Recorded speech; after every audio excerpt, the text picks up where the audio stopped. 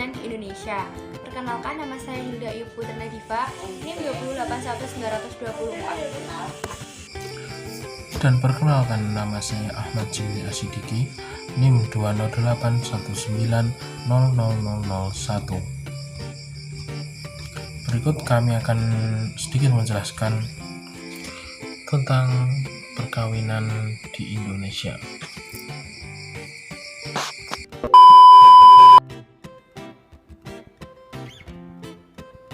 Pembahasan yang pertama adalah pengertian perkawinan. Perkawinan adalah ikatan lahir batin seorang pria dengan wanita sebagai suami istri dengan tujuan membentuk keluarga yang bahagia dan kekal berdasarkan ketuhanan yang Maha Esa.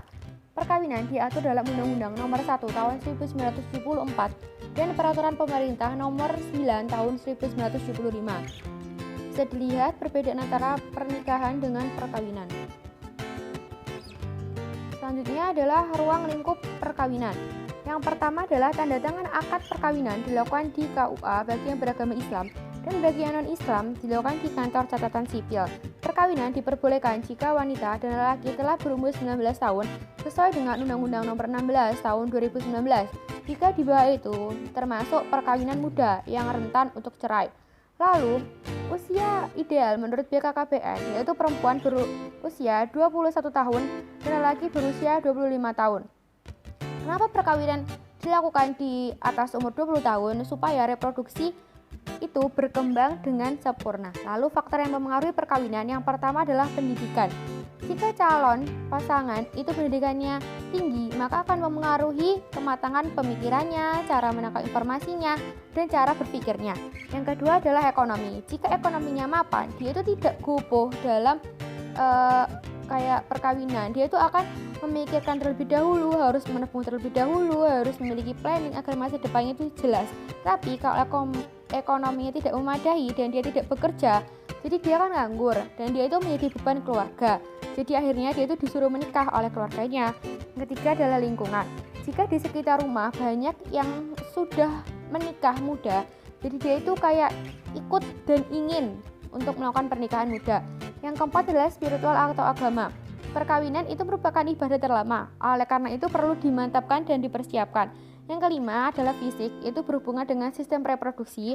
Yang keenam adalah emosi dan tanggung jawab, yaitu agar siap menanggung konsekuensi di depannya.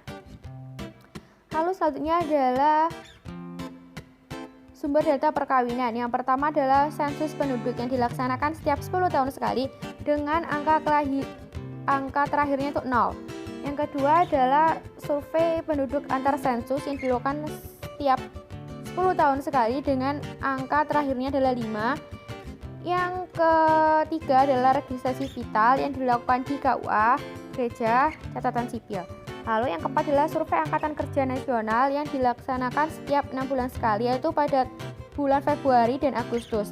Yang selanjutnya adalah survei sosial ekonomi nasional yang dilaksanakan 6 bulan sekali, yaitu pada bulan Maret dan September. Selanjutnya adalah survei demografi dan kesehatan di Indonesia yang dilakukan setiap 5 tahun sekali dengan angka terakhir 2 dan 7. Lalu selanjutnya adalah ini bisa dilihat ya, bisa dibaca sendiri yang perkawinannya. Terus perceraian. Perceraian adalah terlepasnya ikatan perkawinan setelah putusan pengadilan. Perceraian merupakan pintu darurat ketika tidak bisa mempertahankan komitmen saat ijab kabul. Tingkat pendidikan dan usia tidak menjamin langgengnya perkawinan.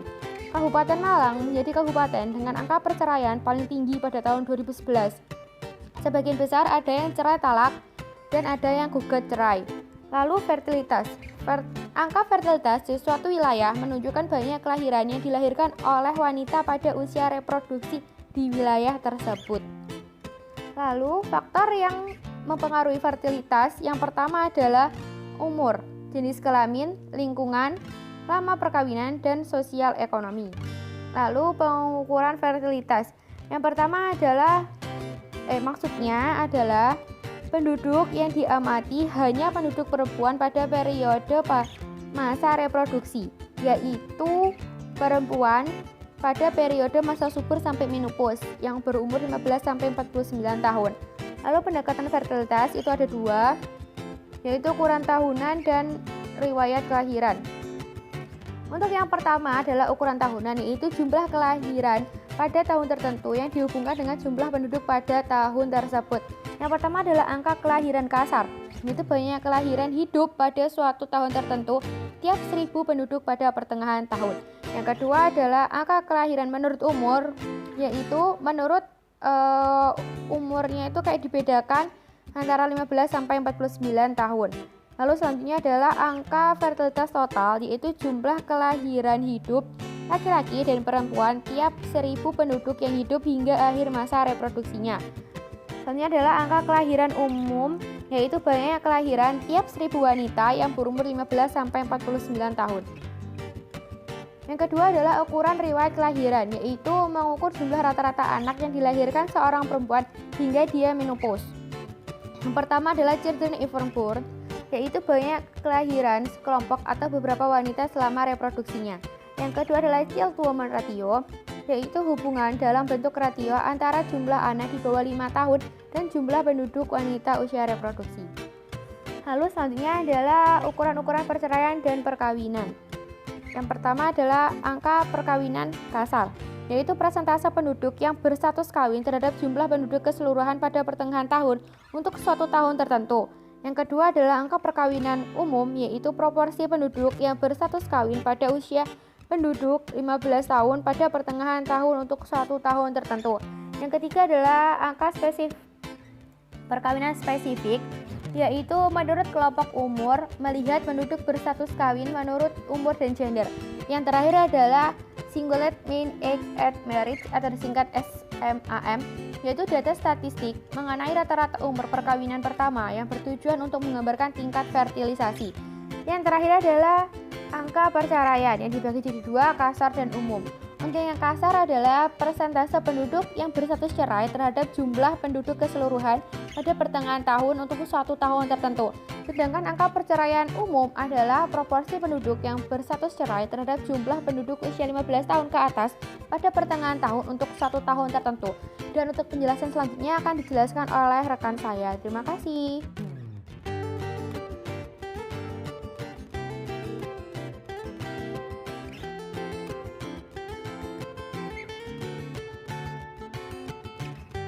Berikut ada penjelasan saya. Yang pertama yaitu umur perkawinan, yang kedua perceraian, dan yang ketiga perkembangan hukum perkawinan di Indonesia.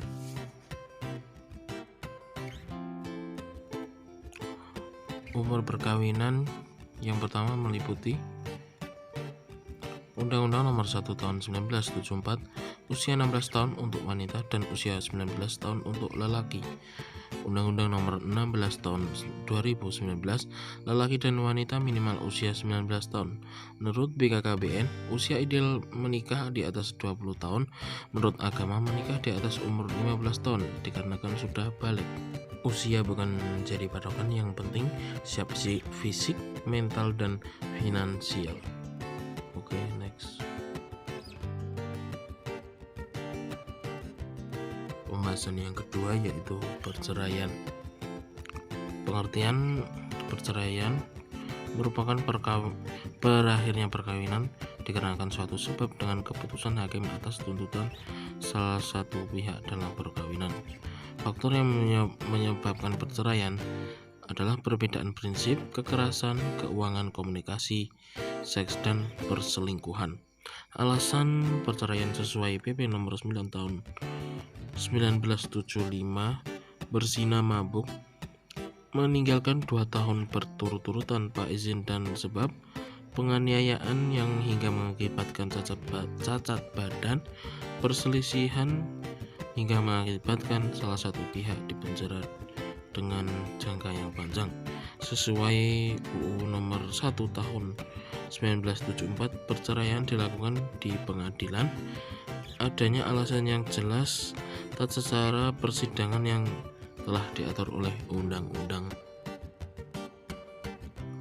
Oke, selanjutnya yaitu tentang ruang lingkup perceraian. Pengadilan agama, pengadilan yang digunakan untuk orang yang beragama muslim. Selanjutnya pengadilan negeri, pengadilan yang digunakan untuk orang orang yang beragama non-muslim. Tergugat merupakan orang yang dipanggil ke pengadilan dikarenakan diduga melanggar hak penggugat, orang yang merasa haknya dilanggar. Oke, selanjutnya tata cara gugatan cerai. Siapkan dokumen yang dibutuhkan, daftar gugatan cerai ke pengadilan, membuat surat gugatan, menyiapkan biaya perceraian, mengetahui proses persidangan dan tata cara, dan menyiapkan saksi. Selanjutnya biaya perceraian, yaitu sebagai berikut. Next. Adapun macam perceraian. Yang pertama yaitu cerai talak. Suami menjatuhkan talak atau cerai kepada istrinya secara lisan atau tulisan kepada pengadilan. Cerai gugatan yang diajukan oleh suami atau istri ke pengadilan. Kalau sudah tidak mungkin bersama, terpaksa cerai. Tetapi jangan cerai karena biayanya mahal dan nanti jadi beban mental, terus edan angel. Oke, selanjutnya yaitu tentang perkembangan hukum perkawinan di Indonesia.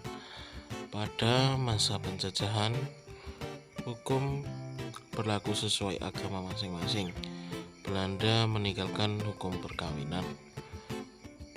Undang-Undang Nomor 22 Tahun 1946 hanya diterapkan di beberapa daerah. Selanjutnya Undang-Undang Nomor 1 Tahun 1974 ditandai oleh perwari dan asas perkawinan yaitu monogami. Undang-Undang Nomor 16 Tahun 2019 perubahan atas Undang-Undang Nomor 1 Tahun 1974 tentang perkawinan yang dianggap diskriminasi terhadap hak perlindungan anak. Mungkin itu sedikit dari saya. Selanjutnya adalah pertanyaan dari kelompok kami, yaitu sebagai